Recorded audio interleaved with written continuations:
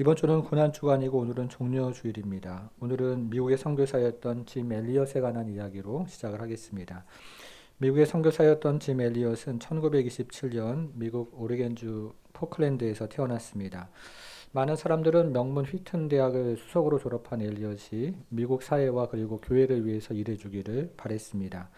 그러나 엘리엇은 왜 어떤 사람은 복음을 한 번밖에 듣지 못하는데 또 다른 사람의 복음을 여러 번 들어야 하는가라고 질문하면서 에콰도르의 아우카 부족을 위해서 헌신하기로 마음을 먹었습니다.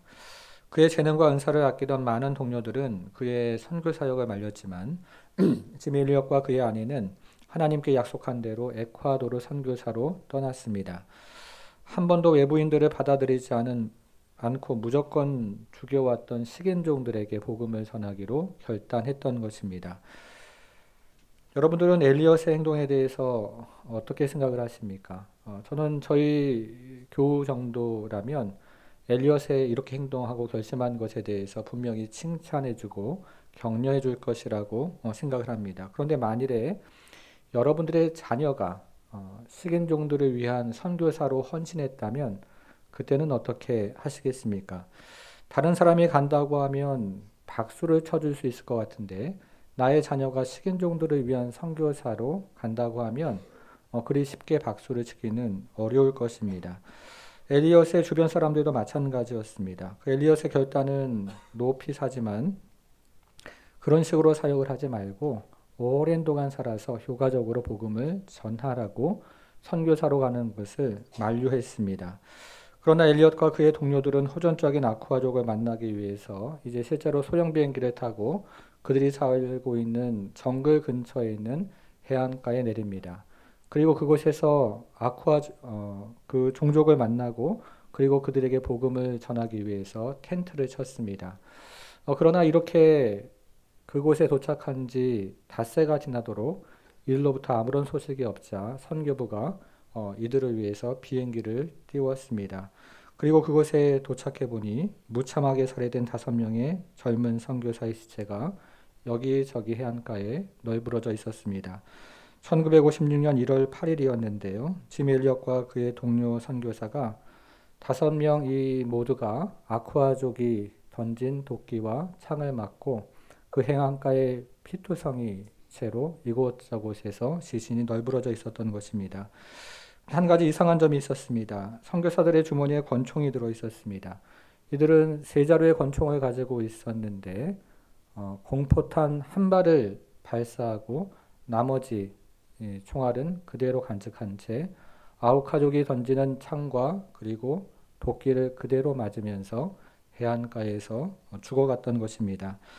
당시 미국 언론이 이 사실을 포착했습니다. 언론은 그들의 죽음을 두 단어로 표현했는데 불필요한 낭비라고 표현했습니다.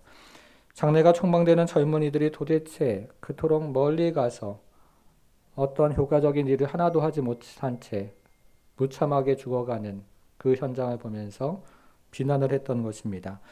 제가 이 말씀을 드리는 이유는 오늘 본문에도 비슷한 이야기가 나오기 때문이죠.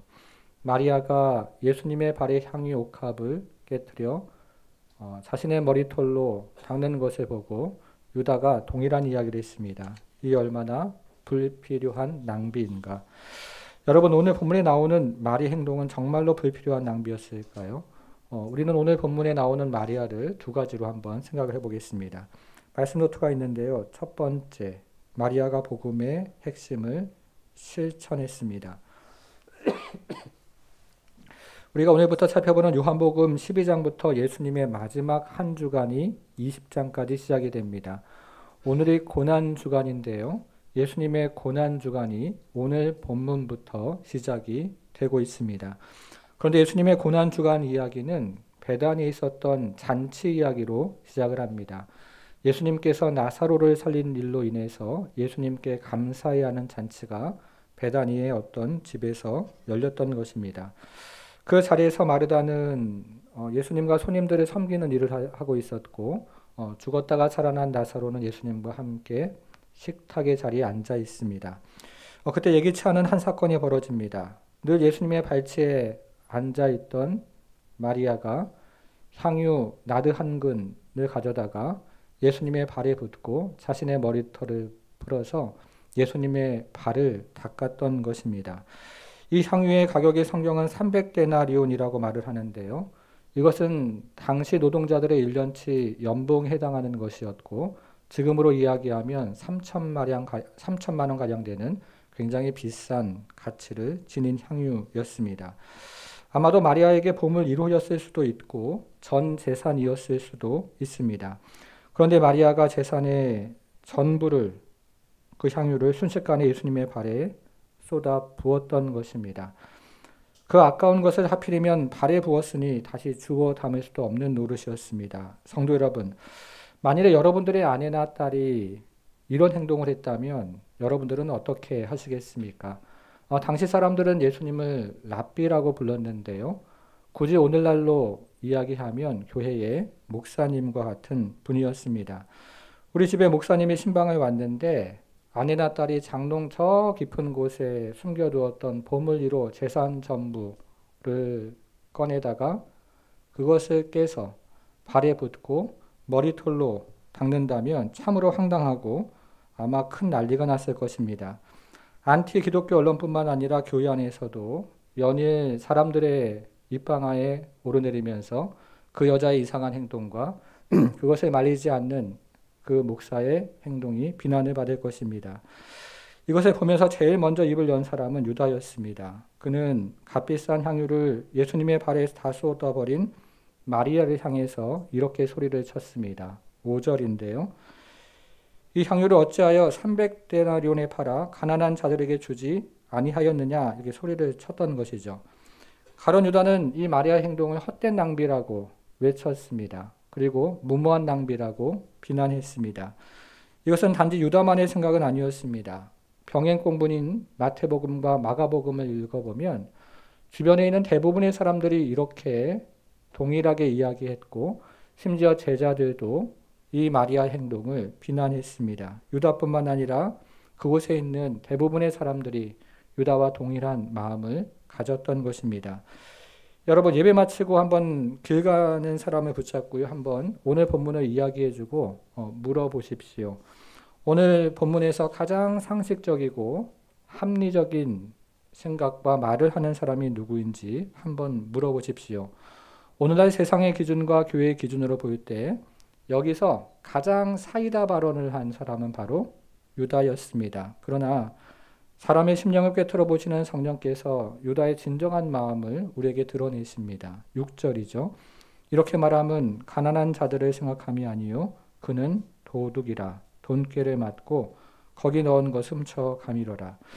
유다는 제자들 가운데 가난한 사람들과 사회 문제에 가장 큰 관심을 보인 사람이었습니다. 그러나 그가 그렇게 말하는 것은 하나님과 동행하는 사람처럼 보이기 위함이었습니다. 더 나아가서 그것은 자신의 욕심을 가리기 위한 포장이었습니다. 가룟 유다는 예수님과 제자들의 회계 담당자로서 돈꾀를 맡고 있었는데 그 돈꾀에 넣어진 헌금을 훔쳐갔습니다. 훔쳐갔다는 말이 미완료 시제로 되어 있기 때문에 유다의 절도 행위는 습관적으로 반복되었고 이번에도 마찬가지였습니다. 만일에 마리아가 그 향유를 예수님께 헌물을 했다면 그는 그것을 담당하는 담당자로서 받아 현금으로 바꿔서 가로챌 생각을 했던 것입니다. 여러분 이런 사람들은 가난한 자들을 섬긴다는 명목으로 주님께 드리는 것을 매우 아까워합니다. 그러나 이런 사람들은 주님께 드리는 것을 아까워할 뿐만 아니라 실제로는 가난한 자들도 섬기지 않습니다. 그리고 다른 사람들이 주님께 드리는 물질 그리고 시간을 드리면 이 얼마나 불필요한 낭비인가라고 말을 합니다. 이처럼 가룟 유다는 마리아의 행동을 비난했지만 예수님은 그녀의 행위를 크게 보십니다. 사람들의 눈에는 마리아의 행동이 헛된 낭비처럼 보였지만 예수님은 그녀의 행동이 진실된 사랑과 그리고 감사에서 나온 마음임을 아셨습니다. 그래서 병행본문인 마태복음에는 온 천하의 복음이 전파되는 곳마다 이 여인의 행위가 기억될 것이라고 약속하십니다. 실제로 성경을 읽는 오늘날에 이 여자의 행위는 성경에 기록되어서 우리에게 들려주고 있고 우리를 향한 영감과 그리고 아름다운 기념으로 추억되고 있습니다. 여러분, 그런데 저는 오늘 본문을 묵상을 하면서요, 예수님의 칭찬이 다소 좀 지나친 것이 아닌가 하는 생각이 들었습니다. 마리아는 분명히 자신의 전 재산과 다름없는 그 귀한 향유를 깨뜨려 예수님의 발에 붓는 헌신을 했습니다. 그리고 자신의 머리털을 풀어서 예수님의 발을 씻김으로 이상한 여자라는 그런 수치를 감당을 했습니다. 그러나 성경에는 이런 헌신과 희생을 보인 사람이 마리아만은 아니죠. 마태복음에 보면 과부가 자기의 전 재산인 두렙돈을 헌금함에 넣는 것을 우리는 기억합니다. 오늘 본문에 나오는 제자들도 사랑하는 가족들과 그리고 자신의 커리어를 모두 다 뒤로한 채로 예수님을 지금 따르고 있습니다. 무엇보다도 누가복음 7장을 보면 오늘 본문에 나오는 마리아와는 다른 죄 지은 여자라는 표현이 나오는데요. 이 여자가 동일하게 자신의 향유옥합을 깨서 예수님의 발에 붓고 그리고 자신의 머리털로 예수님의 발을 닦았을 때 예수님은 마리아에게 했던 칭찬을 하지 않으십니다. 예수님은 오직 특별히 마리아의 행위에 대해서만 복음이 전파되는 곳마다 이 여인의 행위가 기억될 것이다. 이렇게 칭찬을 하십니다. 그렇다면 왜 우리가 요한복음 읽는 그 전에도 이런 칭찬을 받는 사람이 없었고 요한복음 나머지 부분에서도 이런 칭찬을 받는 사람이 없었는데 왜 마리아에게만 특별히 이런 칭찬을 하셨을까 하는 것입니다. 한 여인이 베다니에서 예수님께 기름을 부는 사건은 마태복음에도 나오고요. 마가복음에도 나오고 누가복음에도 나옵니다. 그 중에서 누가복음은 다른 사건을 이야기하는 것이고 마태복음과 마가복음은 요한복음과 동일한 사건을 기록하고 있습니다. 마태복음, 마가복음에 등장하는 여인의 이름은 구체적으로 언급이 되어 있지는 않지만 그녀가 옥합을 가져와서 예수님의 발 앞에 깨뜨리자 제자들이 분노를 합니다. 그러나 예수님은 그녀의 행위를 칭찬하시면서 이 여인이 복음이 전파되는 곳마다 이 여인의 행위가 기억될 것이라고 말씀을 하십니다. 마태, 마가, 요한이 같은 사건을 다루고 있다는 것입니다.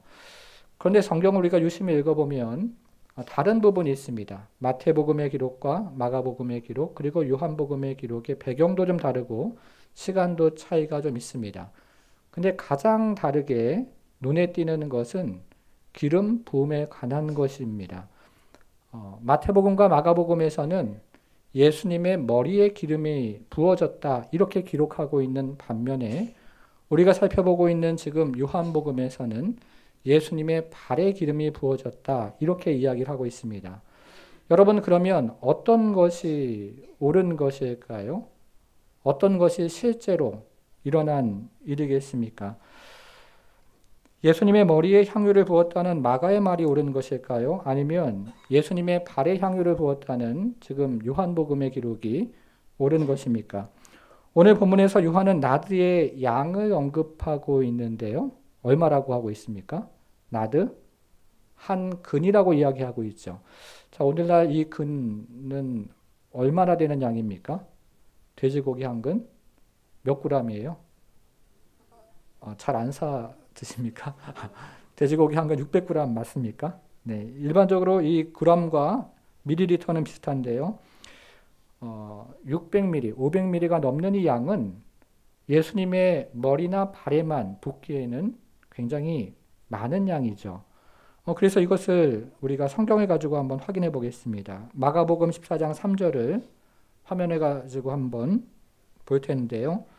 한 여자가 매우 값진 향유 곧 순전한 나드 한 옥합을 가지고 와서 그 옥합을 깨뜨려 예수님의 어디에 부었습니까? 근데 실제는 어떻게 된 것이냐면 8절을 한번 보겠습니다. 마가복음 14장 8절을 보니까 그는 힘을 다하여 내 어디에 부었어요? 몸에 향유를 부어 내 장례를 준비하였느니라. 이런 말씀을 종합해 보면 마리아는 단지 예수님의 머리나 발에 한정해서 부은 것이 아닙니다. 몸 전체에 그렇죠. 이 500ml가 넘는 양이니까 몸 전체에 부었던 것입니다.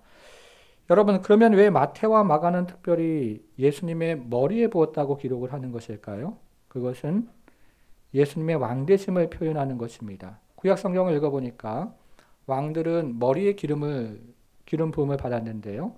마태와 마가는 예수님이 왕으로 오셨다는 것을 표현하고 있는 것입니다. 그렇다면 요한은 왜 발에 향유를 부었다고 기록을 하고 있습니까? 많은 주석가들과 설교자들은 이것을 예수님에 대한 마리아의 각별한 사랑과 헌신이라고 설명을 합니다. 실제로 우리가 앞뒤의 본문을 읽어보면 이 마리아의 헌신 앞에도 그리고 뒤에도 종교 지도자들이 예수님을 죽이려고 모의하는 내용이 나오고 있는데요. 이것과 대비되는 마리아의 특별한 헌신과 사랑을 표현한 것이다. 이렇게 해석을 합니다. 더군다나 한 장을 더 넘겨서 보면 제자들이 누가 더 크냐라고 옥신각신 다투면서 이 발을 예수님께서 씻어주는 장면이 나오는데요. 이런 제자들과의 마음과도 다르고 특별히 오늘 본문에 나오는 예수님을 팔아서 돈을 챙기고자 했던 유다의 마음과 그의 태도와 너무나 다른 마리아의 예수님을 향한 사랑과 헌신을 표현하는 것이다. 이렇게 해석을 합니다. 저도 그렇게 설교를 들었고 또 그렇게 이해해 왔습니다. 여러분, 그러나 오늘 본문을 정말 유심히 읽어보면 이것은 단순히 예수님에 대한 사랑과 그리고 헌신을 표현한 것만은 아닙니다.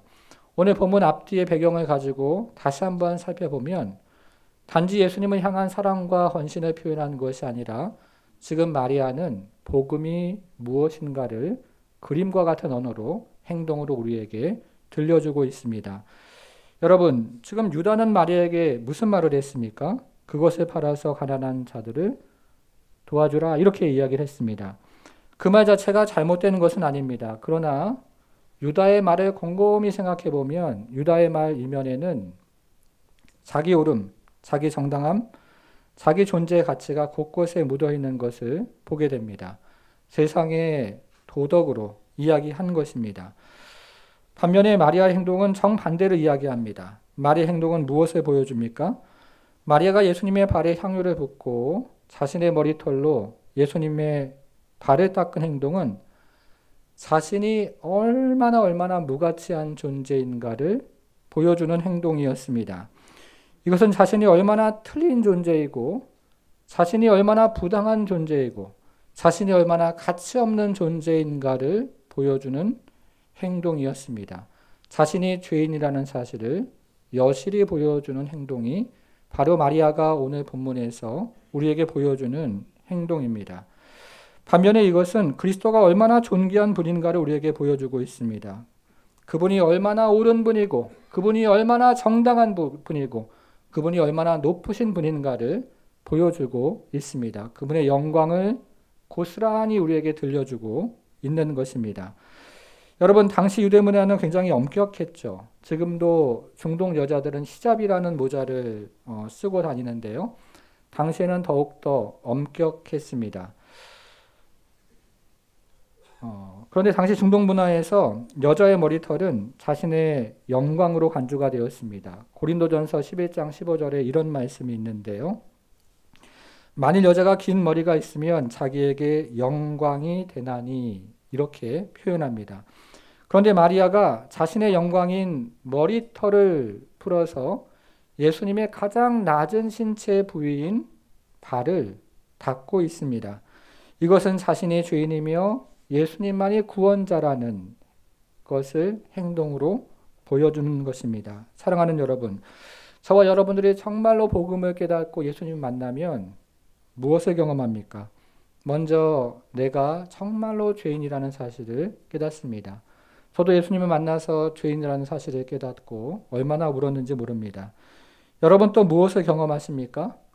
예수만이 구원자라는 사실을 우리는 정말 절절하게 경험합니다. 세상 어떤 것도, 그리고 세상의 어떤 가치도, 그리고 세상의 어떤 사람도 나를 구원할 수 없지만 예수 그리스도 그분만이 나의 구원자 되시는 것을 마음 깊은 곳에서 확신을 하게 됩니다. 우리는 정말로 복음을 경험하면 나 같은 죄인 살려주신 그리스도의 그 은혜가 얼마나 큰지를 깨닫게 되고 정말 벌레보다 못한 나 같은 죄인을 살리신 그분의 구원이 얼마나 높은지를 찬송하게 됩니다. 사랑하는 여러분, 이것을 체험하셨습니까? 이것을 체험한 사람은 아까운 것이 없죠. 11조 드리는 것 아깝지가 않습니다. 시간을 드리는 것 어찌 아깝겠습니까? 아무리 값비싼 향유옥합을 드린다 한들 그것이 어찌 아깝단 말입니까? 마리아가 바로 이 복음의 핵심을 실천한 것입니다. 여러분, 그러나 그것을 체험하지 못하면 아깝죠. 유다처럼 세상적인 도덕의 잣대로 이야기합니다. 이 얼마나 불필요한 낭비란 말인가. 사랑하는 여러분, 그러므로 마리아 행위는 단순히 예수님을 향한 각별한 사랑과 헌신을 넘어서는 것입니다. 마리아 행위는 우리에게 복음이 무엇인지를 들려주고 있습니다. 나는 죄인이요 영광 받으실 분은, 나의 모든 것이 되시는 분은, 가장 높으신 분은 바로 그리스도 예수이십니다. 라고 이야기합니다. 사랑하는 여러분, 복음이 무엇일까요? 내가 죄인이고 예수만이 구원이라는 사실을 깨닫는 것입니다. 이것을 성령으로 우리가 깨달을 때 우리는 그런 고백과 함께 그런 삶을 부족하지만 한 걸음 한 걸음 실천하게 되는데 그것을 지금 마리아는 우리에게 보여주고 있습니다. 예수 따라가고 예수를 말하고 예수를 행하고 그러면서 자신의 옥합을 깨뜨렸습니다. 여러분, 그렇다면 마리아는 의도적으로 이런 행동을 했을까요? 아니면 자신도 모르는 사이에 이런 행동을 했던 것일까요? 두 번째를 한번 생각해 보겠습니다. 두 번째는 마리아가 복음의 핵심을 이해한 것입니다. 예수님은 마리아 행동을 이렇게 말리지 않으셨어요. 고난주간 마지막 다른 때는 말리셨지만 고난주간이 이제 시작되는 이 첫 번째 사건에서 예수님은 그것을 다 받으시고 그 고백과 그 행위를 그대로 받으시면서 이렇게 말씀을 하십니다. 7절을 같이 한번 읽어보겠습니다. 7절이 좀 어려운데요. 같이 한번 읽어보겠습니다. 시작. 예수께서 이르시되 그를 가만두어 나의 장래할 날을 위하여 그것을 간직하게 하라. 이 구절을 헬라어 구절로 보면 굉장히 어렵습니다. 이렇게도 번역할 수 있고 저렇게도 번역할 수 있는 어려운 구절인데요. 신학자들은 보통 이 구절을 네 가지로 해석하고 또 번역을 합니다. 이것을 개정 개역 성경은 7절처럼 번역을 한 것인데요. 다시 한번 이 7절에 보시면 나의 장래할 날을 위해서 그것을 간직하게 하라 이렇게 번역을 했죠. 다시 한번 제가 이야기해 보겠습니다. 나의 장래할 날을 위해서 그것을, 그 남은 향유를, 마리아가 예수님의 발에 붓고 남은 향유를 보관하게 하라 이렇게 우리말 성경은 번역을 한 것입니다. 그런데 이것은 그런 의미일 리가 없습니다. 병행 본문인 마가복음을 보면 마리아가 향유 옥합을 깨트렸다 이렇게 표현하고 있는데요.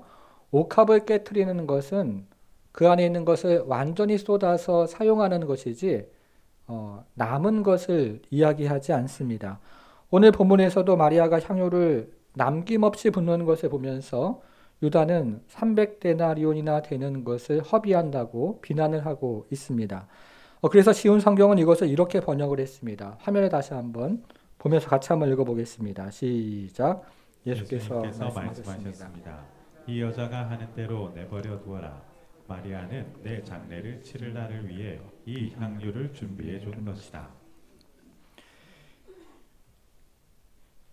이 쉬운 성경을 우리가 읽어보면 마리아가 예수님의 죽음을 미리 알았구나 하는 생각을 하게 됩니다. 마리아가 예수님의 죽음을 미리 알고 향유를 사전에 준비를 했던 것입니다. 여러분, 우리가 오늘 본문에서 절대로 놓쳐서는 안 되는 것이 바로 이 부분입니다. 오늘 본문에서 가장 중요하고 특이한 사실은 오직 마리아만이 이 주간에 예수님께서 죽으신다는 사실을 알았던 것입니다. 아더 핑크는 이것을 이렇게 설명을 했습니다. 마리아의 마음은 예수님께서 그 일을 말씀으로써 표현하기 전에 예수님의 마음 깊이 있는 곳에 있던 생각을 예감하고 있습니다. 그녀는 예수님이 죽으실 것을 알았을 뿐만 아니라 그 죽음의 가치를 인식하고 있었습니다. 예수님께서 내가 이제 13장 13절에서 돌아가실 것에 대해서, 죽으실 것에 대해서 말씀하셨는데 그 전에 오직 마리아만이 예수님의 죽음을 알고 있었다는 것입니다. 이것은 예수님과 가장 많은 시간을 함께했던 제자들도 깨닫지 못했던 사실입니다. 예수님께서 그들에게 말씀하지 않으셨기 때문이 아니라 그들이 생각하는 메시아상과 순환당하시고 죽으시는 예수님이 너무 달랐기 때문입니다. 여러분, 그렇다면 마리아는 어떻게 예수님의 죽음을 알았을까요? 제자들도 알지 못했던 이 예수님의 죽음을 어찌 마리아 혼자만 알았을까요? 이것에 대한 대답은 오직 한 가지입니다. 성경에 나오는 마리아에 대한 이야기를 살펴볼 때마다 마리아가 항상 예수님의 발 앞에 엎드려져 있는 것을 보게 됩니다. 때로는 그것이 언니 마르다와에게 문제가 되었을 때도 있었던 것처럼 그것을 우리가 아는 것처럼 마리아는 언제나 예수님의 발 앞에서 그분의 말씀을 들었습니다. 그래서 마리아는 주님의 죽으심을 깨달았고 향유를 미리 준비할 수 있었던 것입니다. 그러던 어느 날 예수님이 자신의 오빠인 나사로를 살리는 엄청난 사건이 일어났습니다.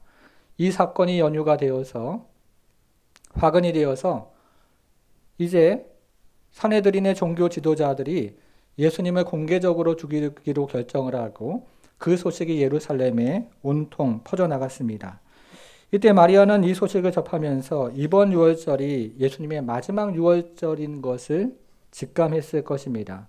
그리고 그가 지금까지 준비해왔던 그 향유 옥합을 이 자리에서 깨뜨렸던 것입니다. 마리아는 이것을 거룩한 낭비라고 생각했을 것입니다. 유다가 보기에는 헛된 낭비요, 무모한 낭비였지만 마리아에게는 거룩한 낭비였습니다. 여러분, 그런데요, 우리가 요한복음을 읽어보면 진짜 거룩한 낭비가 처음부터 나옵니다. 이 마리아와의 이 향유옥합을 깨트리는 낭비와는 비교될 수 없는 거룩한 낭비가 처음부터 시작이 됩니다. 그것은 바로 하나님이신 예수님께서 이 땅에 오시고 십자가에 죽으시는 것입니다. 여러분, 장래가 촉망되는 젊은이가 주변에 있다고 한번 생각을 해보겠습니다. 그런데 그 젊은이가 일찍 죽는다면 사람들이 입버릇처럼 하는 말이 있는데요. 참 아깝다. 이런 말을 합니다. 그렇다면 이제 33살밖에 안 된 예수님의 죽음은 얼마나 아까운 죽음일까요? 세상에 그런 지혜로운 젊은이가 없었습니다. 그런 따스한 사랑을 가진 분도 없었습니다. 그런 탁월하고 능력 있는, 그래서 병자들을 고치고 귀신을 쫓아내는 그런 분이 없었습니다. 그런 분이라면 백수를 누리면서 이스라엘과 온 인류를 위해서 위대한 일을 해 주셔야 합니다. 그러나 그 아까운 분은 33살의 젊은 나이에 자신의 생명을 거룩하게 낭비를 하십니다. 왜냐하면 우리를 살리시기 위해서였습니다. 사랑하는 여러분, 그렇다면 우리가 주님께 드리는 것이 어찌 낭비를 할 수 있습니까? 물질을 드리는 것이 어찌 낭비이며 시간을 드리는 것을 어찌 낭비를 할 수 있습니까? 그래서 다음 세대에게 시간을 드리고 물질을 쓰는 것을 어찌 낭비를 할 수 있고 우리 자녀들을 향해서 우리가 희생하는 것을 어찌 낭비를 할 수 있습니까? 그것은 낭비가 아닙니다. 이재철 목사님의 말처럼 사랑은 낭비로만 이루어집니다. 그러나 낭비로 이루어지는 사랑은 언제나 인간의 계산과 그리고 예상을 초월하는 결과를 가져옵니다. 사랑하는 여러분, 저는 종종 설교를 준비하면서요, 하나님께서 그 주에 제가 들어야 할 말씀, 우리 교회 가운데 함께 나누어야 할 말씀을 주신다고 확신할 때가 있습니다. 지난주에도 산헤드린 결정에 대한 예수님의 인내에 대해서 우리가 함께 생각을 해보았는데요. 참 혼란스러운 정치적인 상황 가운데서 오늘날을 살아가는 우리가 함께 따라가야 될 말씀이라고 생각을 했었습니다. 오늘 본문도 마찬가지인데요. 이번 주간은 고난주간입니다. 오늘 본문은 예수님의 고난주간 첫 번째 사건인데 마리아가 고난주간 첫날에 자신의 향유 옥합을 깨트리는 것입니다. 자신의 전 재산을 드림으로 자신의 생명을 주님께 드리고 있습니다. 사랑하는 여러분, 오늘날 주님을 위해 작은 희생도 하지 않으려는 성도들이 점점 늘어가고 있습니다. 자신이 원하는 헌신을 말하면 수긍하지만 자신의 생각과는 부담스러운 헌신을 말하면 고개를 돌리는 성도들이 점점 늘어가고 있습니다. 마리아처럼 헌신을 행동으로 실천하자고 말하면 마음이 중요하다고만 이야기합니다. 유다처럼 이런 합리적인 이유, 저런 정당한 이유를 대면서 헛된 낭비라고 생각하는 성도들도 있습니다. 사랑하는 여러분, 우리 주님께서 저와 여러분을 위해서 십자가에 정말로 돌아가신 사실을 믿으십니까? 그렇다면 우리는 주님께 드리는 것이 아깝지 않은 사람들입니다. 아프리카 선교사였던 시티 스터드가 말하는 것처럼 만일 예수 그리스도가 하나님이시고 그분이 나를 위해서 죽은 것이 확실하다면 우리가 드리는 어떤 헌신도 큰 헌신일 수 없다 하는 말에 우리는 동의를 할 수가 있습니다. 그리스도께서 이 한 주간 이제 십자가를 향하십니다. 가장 먼저 그것을 깨달았던 마리아는 자신의 것을 깨트림으로 가장 온전한 것을 주님께 드림으로 그는 주님의 죽으심을 따라갔습니다. 사랑하는 여러분, 우리에게 가지고 있는 향유 옥합은 각자의 모양과 그리고 각자의 생각에 따라 그것이 각자에게 맞는 향유 옥합이 있습니다. 그런데 고난주간을 시작하는 이 첫날에 우리에게 이 말씀을 주시는 것은 우리가 할 수 있는 이 향유 옥합을 주님께 깨트림으로 이번 고난주간이 여느 고난주간처럼 그냥 지나가는 것이 아니라 그리스도 예수를 쫓아가고 그분의 사랑과 그분의 헌신, 그분의 헛된 낭비 그것을 우리도 본받아서 우리가 그리스도의 형상을 닮아가는 그런 은혜가 있는 귀하고 복된 한 주간 되기를 주님의 이름으로 축원합니다. 마지막으로 한 주간 고난주간이 시작되는 이 한 주간을 위해서 함께 기도하고 마무리하기를 원합니다. 사랑하는 여러분, 이제 고난주간이 시작이 됩니다. 예수님의 고난주간의 첫 번째 요한복음의 사건은 마리아가 자신의 향유 옥합을 깨트려 주님의 대속적인 사랑에 감사하는 것이었습니다. 그러나 저는 오늘 본문을 보면서 세월이 흘러가고 신앙의 연수가 깊어지면서 오히려 유다처럼 이성적으로 합리적으로 판단하는 저의 모습이 점점 커져가는 것이 아닌가 하는 생각을 하게 됩니다. 우리가 고난주간을 시작하면서 마리아처럼 주님의 대속에 감사해서 나의 가장 귀한 것들, 물질, 시간 이것들을 주님께 드리며 오늘 본문 말씀을 기억하고 다시 한번 감사하는 은혜가 있기를 바랍니다. 같이 기도하겠습니다. 하나님 아버지, 이제 고난주간의 한 주간이 시작이 됩니다. 이 고난주간 가운데 마리아가 가장 먼저 자신의 향유 옥합을 깨트려 주님의 대속적인 사랑을 예배하고 감사했던 것처럼 우리도 이 한 주간 가운데 주님의 사랑, 그 은혜 하나님 아버지 함께 누리며 나아가기 원합니다. 특별히 이 한 주간은 마가복음으로 새벽마다 말씀을 나누며 예수께서 가셨던 그 발자취를 하루하루 쫓아가고 예수께서 가셨던 그 심판의 자리, 우리도 그 자리로 가고 그분께서 겟세마네 동산에서 기도하셨던 그 자리, 우리도 따라가기 원하고 그분께서 고난의 십자가를 지시기 위해서 골고다 언덕으로 올라가실 때 우리도 그 현장에서 함께 주님의 마음에 동참하기를 원합니다. 주님께서 이 한 주간 새벽마다 그리고 우리가 살아가는 현장마다 귀한 은혜를 베풀어 주시고 마리아가 주님의 그 사랑 감격하고 주님의 그 사랑 너무나 놀라와 그의 향유 옥합을 깨트렸던 것처럼 우리 각자에게 주신 것들을 깨트려 주 앞에 드리는 귀하고 복된 한 주간 될 수 있도록 우리 하나님 축복해 주옵소서. 이제는 우리 주 예수 그리스도의 은혜와 하나님의 크신 사랑과 성령의 감화 감동 충만케 하심이 이번 고난 주간에 자신의 향유옥합을 깨뜨리며 주님 가신 그 발자취 한 걸음 한 걸음 쫓아가기를 원하는 사랑하는 모든 성도들 머리 위에 이제부터 영원토록 함께 하실지어다.